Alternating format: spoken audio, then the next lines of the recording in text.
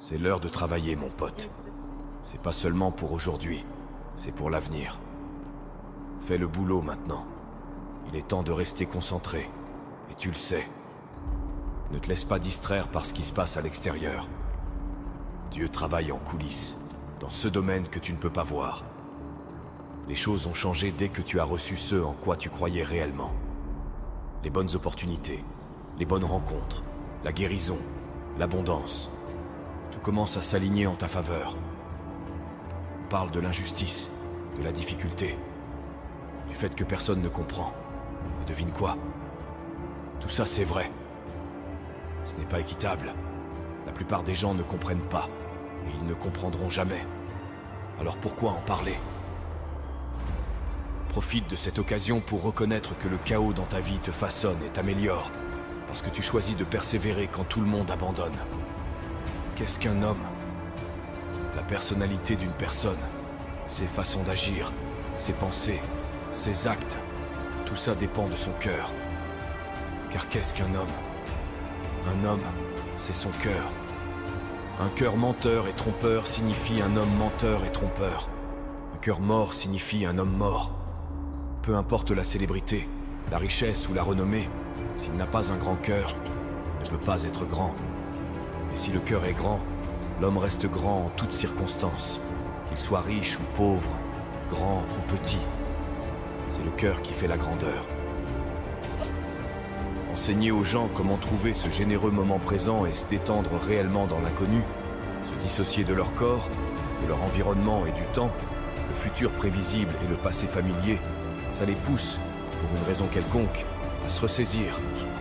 À mes yeux, cela revient à retirer toute ton attention de cette réalité tridimensionnelle.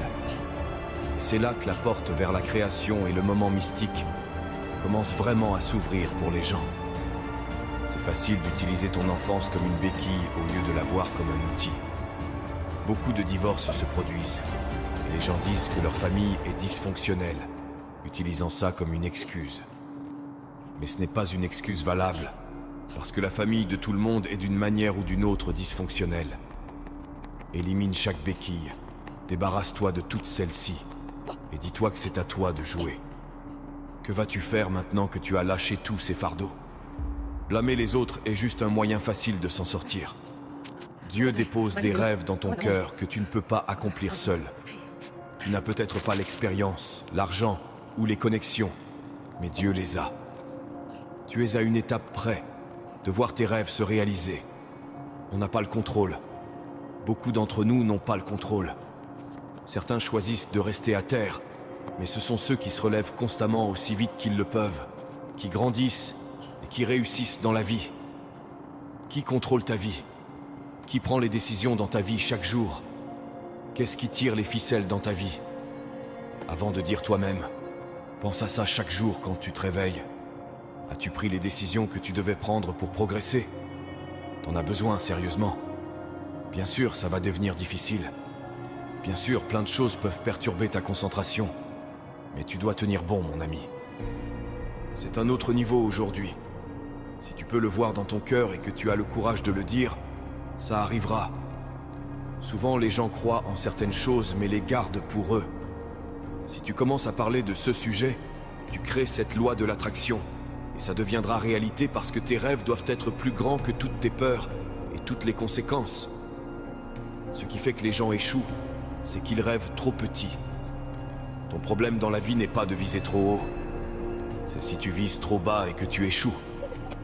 Donc, quand tu vises la lune et que tu rates, tu es quand même parmi les étoiles. Tout le monde le veut, mais la réalité est que tout le monde ne l'obtient pas. Et le truc dingue, c'est que si tu le veux, tu peux l'obtenir. C'est pas comme si quelqu'un te bloquait, te mettait un fusil sur la tempe en te disant que tu ne peux pas l'avoir. C'est une question de volonté, de travail acharné, de sacrifice, de dévouement et d'engagement. Et je ne parle pas de l'engagement qui dit « Oui, je serai là ». Je parle de l'engagement disant « Je vais rester fidèle à ce que j'ai dit que je ferai. Quoi qu'il en coûte, je réussirai. » Poursuivre le succès, devenir quelqu'un d'incroyable, établir la norme pour les autres, montrer au reste du monde ce qui est possible, C'est un chemin très difficile. T'auras des gens mauvais, des circonstances inattendues qui surgiront. Toutes ces choses auxquelles tu n'avais jamais pensé viendront te gifler en pleine face encore. Et encore. Ça fait partie du jeu. À la fin de la journée, dans la vie, il n'y a que deux choses qui comptent. Ce n'est pas la plus grosse voiture, la plus grande maison, le compte en banque. C'est qui nous devenons dans la vie. C'est ce que nous donnons à la vie. S'il te plaît, ne sois pas de ces personnes qui deviennent des succès publics et des échecs privés dans ce monde. La réussite est difficile. Dieu a une vie incroyable pour toi. Tout ce que tu as à faire, c'est le lui demander, être prêt à travailler. Et cette partie du travail est dure. La réussite est difficile, mais laisse-moi te poser une question. N'est-ce pas aussi difficile de ne pas réussir? Alors maintenant,